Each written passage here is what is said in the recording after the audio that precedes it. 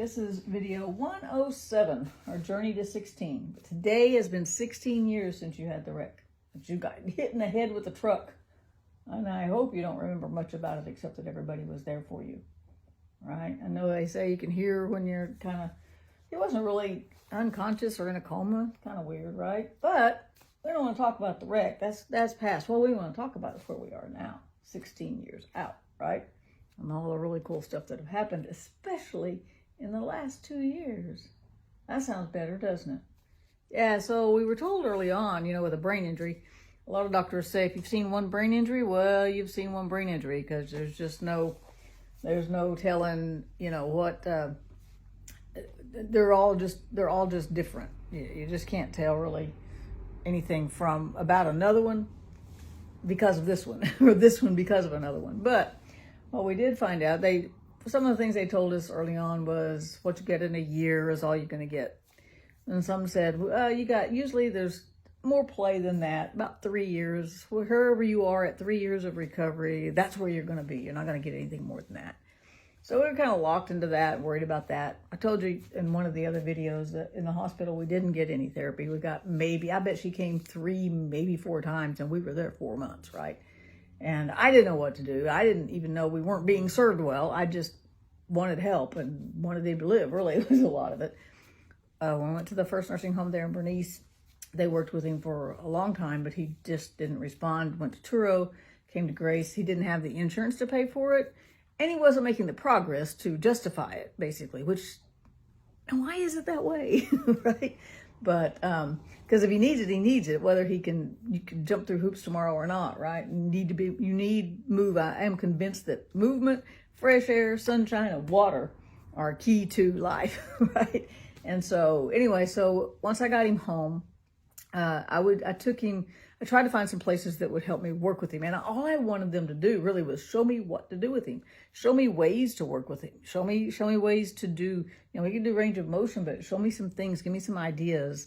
And a lot of time, and so I tried a lot of different places, a couple of places.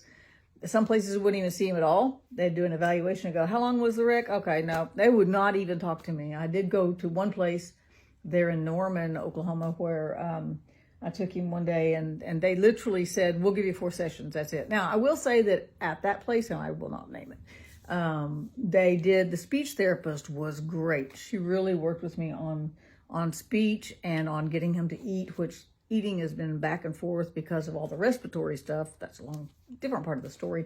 But she really worked on getting him to eat a little bit better and encouraged me to try different things, different textures, things like that. So that was very beneficial. But other than her, nobody. So finally, Jim Thorpe on south side of Oklahoma City would take him, and they would take him, and he gets 15 days a year, which is kind of a joke, but it's not 0, right? But 15 days a year of therapy. You okay? You all right? We're not going today. There. Anyway, but it gets 15 days a year of each discipline: speech, occupational, and physical. Now, occupational therapy finally just stopped working with him. Once he got a little bit of contractures in here, they just really, and the last place I took him just maybe a year ago, they were just like, we don't know what to do. So just kind of stuck on that. But we got a plan now, so don't worry about it. But I can't express the frustration that it goes through trying to get you to someone that knows to help. When he first lost this little wrist, he hurt this hand, I went immediately, and they couldn't do anything but hook him up to some little thing. And if I couldn't buy that, we were just, sorry, too bad, right? And they didn't say it that way, but that's the way I took it, right? And but physical therapy would work with him, and they would work on standing, on sitting, on different things. And they'd say, how many days do you want? I was like, 15, as long as he's not wasting your time or mine, And so they always gave us 15 days of physical therapy. A couple of years ago, I stopped. Actually, when we moved up here to South Side, to North Side, I went down that first year or maybe 2 years. And then I kind of stopped, and I thought he really needs something more. So I started doing some research, started looking around. I have a friend in Iowa whose son is at OWL, or On With Life. So I researched some of their things, and it's actually a long-term care facility. And there's also outpatient specifically for brain injury, specifically for younger people. So they're not just They don't just go live in a nursing home and never do anything, right? They work with them. They take them to movies. You want to go to a movie? You want to go to a movie? They take them to movies. They take them to, they have outings. They bring things in. They're always, they get in the standing frame. It doesn't, if they can, they work with their arms. It's not a matter of insurance. It's a matter of what they do with them. So I contacted them and they accepted Chris. So not to stay. I was looking at the long-term facility, but it just didn't work out, and that was no big deal. But so they said they would work with him. So they gave me a price sheet. I did a GoFundMe, raised the money for the trip, and took him up there for a whole week. And we probably did too much, but at the same time, it was very helpful, some of the things he did do, and to help me see where he really was on some things. But we got him in the pool. We put him in a big walking thing, put him on a bike. They tortured him for a week. Speech worked. We actually worked with a switch, and he just needs a little more consistency in a lot of the areas, even with his eyes. I'm working on some eye gaze stuff now, getting him an iPad. If I can get him an iPad, the new iPads, Apple 18 has eye gaze technology, so I don't have to buy something special. I just need an iPad or a good phone for him. So I'm working on that on the side, along with 900 other things. But anyway, and so that it helped me see where he was and where we needed to go. So I guess the next year I started looking, because I can actually get him to take a couple of steps by myself. That's how much he's progressed. It used to take 3 people, one person on each foot, one person to hold him up to get him to take any steps. And he had so much tone, he just couldn't overcome that tone to do it. Now I can get him to take 2, 3, maybe even 4 steps. I'm not pushing it right now for safety reasons, because it's just me. I don't want to drop him or hurt him. But most mornings he takes at least that step, maybe sometimes that second one, sometimes, and we were working with standing and things like that. So I started researching gait. I thought there's got to be robotic gait control somewhere, and I found it in Fort Worth. So we went to Fort Worth. How many times do we go to Fort Worth, sleepyhead? Is this weather getting to you? Hey, sleepyhead, don't go to sleep, I'm talking. Don't go to sleep, I'm talking. But I researched it and called them, and they would take it. I did another GoFundMe, because I had to pay so many things to do. And so I had a friend go down with me and look at the facility, and I'm like, I'm sold. It was a great facility. They had some marvelous stuff. And so we planned to go for 3 weeks, and he got really sick. We actually faced one of the biggest fears, and that's him getting sick out of our vicinity. So we actually spent part of one of those visits. All right. We actually spent part of one of those visits in the hospital, and we were in and out. We'd come back home. We'd try to go back. It was crazy, but they ended up hurting him, and they actually hurt him twice. And then I was like, okay, we're done with this. And the first one was, I could see where it was an accident, but they were a little too, what's the right word, Chris? They were a little too aggressive with some of their stretching techniques, because he had tone, not so much difference between tone and spasticity and just being tight, things like that. And they actually pulled did something to the back of his leg, and then they actually damaged vertebrae in his back. It's healed, and it's long. That's another I got lots of stories. But so I said, okay, well, that's out. So I was a little discouraged, because I thought, man, that was great, because what they were doing with him was getting in a machine that would just do his feet for him. That was good. And there was other things he could progress to. It was going to take a while. I was like willing to move to Fort Worth and everything. I'm like, this is great. I can come. We'll stay for the long term. Keep him on this for however long he has to before he transitions to other machines. And I was very hopeful. It didn't work, especially if they hurt him twice. Once I could have said, yeah, but not twice. And anyway, so then one day Ranella called me, needed me to take her somewhere. So I went down and got her, took her to her meeting. And as I was coming back up Rockwell, I saw the 34 project. And I was like, wait, what's that sign? Because it had a wheelchair in it. I should have put your 34 project shirt on, huh? Anyway, it has a wheelchair in the project for the O. And I was like, I wheeled around, went around, pulled back in the drive, and there was nobody there. It was late in the afternoon. I didn't expect anybody to be there, but I drove around. I took a picture of the sign, and I came home and looked them up online, and found somebody on Facebook, and reached out and said, hey, my son has a brain injury, and what do y'all do? I said, what do y'all do? Is this for handicapped people? It's for underinsured or not insured. And I was like, I think we fit that bill.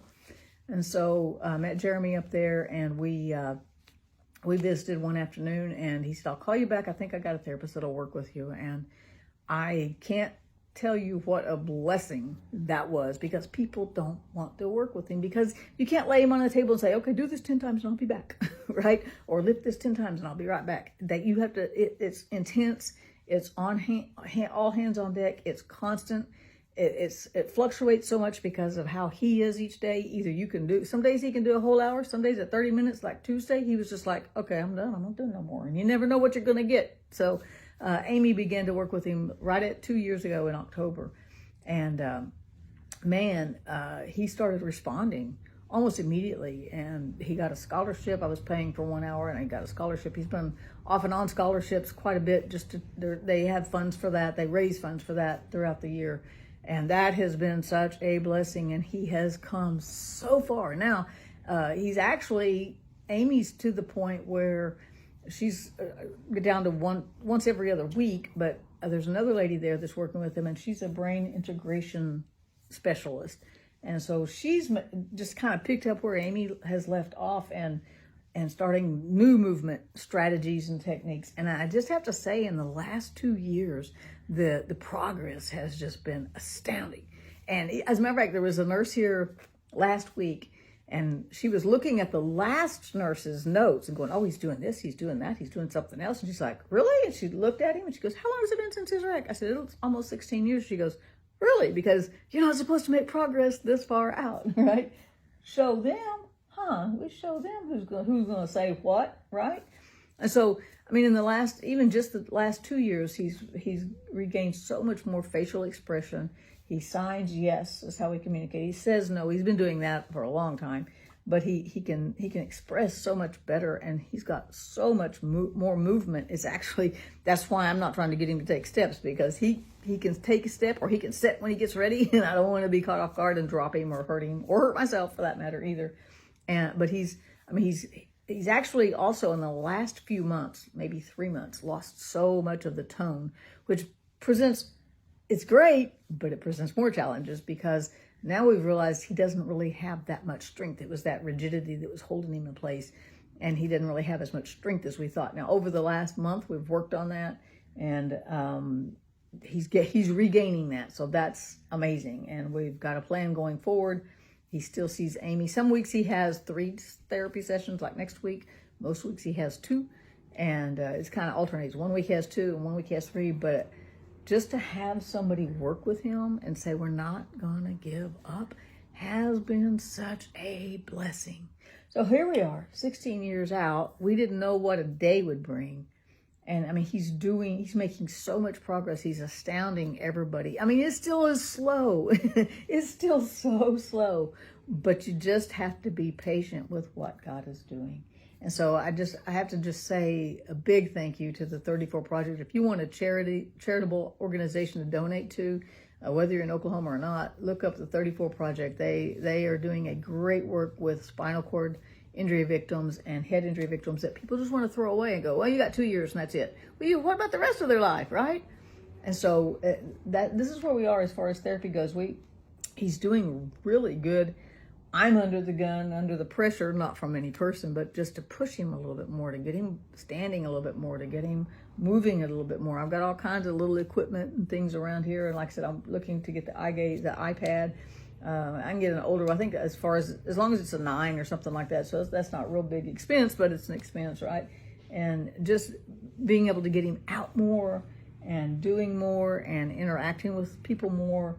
And, let me just share a frustration though, too, because sometimes he's like out there, man, he's doing so good. And then we go somewhere and he's like this. He's just off and all. The first few videos we made, he just stared at me the whole time. And the last 2, it's been like, it's just mom again. Right? Is that what you're thinking? It's just mom again. Mom's talking again. But, and so it can be frustrating because he does so much. But one of the things I've learned, because this has definitely been a learning experience, one of the things I've learned is that he will come out here and show what he can do, and then he has to rest for 3 days to recover so his brain can make all the rewiring and stuff. And this is the most promising part of that, is that we're seeing the effects of his brain rewiring and making new pathways and creating new neural pathways and starting to respond to this 2 years of intensive, for him, intensive therapy that he's been getting, therapy, not therapy, help, whatever you want to call it. And so he's actually responding, and that's all we need, right? And so that gives us something to work with. And I mean, he is starting to move in so many different ways, and we've got a plan. That's so important to my mental health, right? We have a plan for his arms, we have a plan for things, and we've got to wait for him to catch up, but there is a plan, and that is, I just have to say, that's such a blessing. I know, we're gonna make you work. We're gonna make you work. Is that all right? We're just gonna make you work. You need a cough? Anyways, it's a blessing, and I have to say, I've really have learned patience has been a major thing. You just, with a brain injury, you're not just going to get something overnight. You know, they told us early on, he's not going to just wake up someday and go, oh, hey, how is everybody? You know, and that has been the truth. That was the truth. He woke up slowly over years, literally. He lost the brain injury look, most of it. Oh, pouty face. Are you okay? You just need to cough. All right. You're okay. You're all right. You're okay. You're okay. I know. You're okay.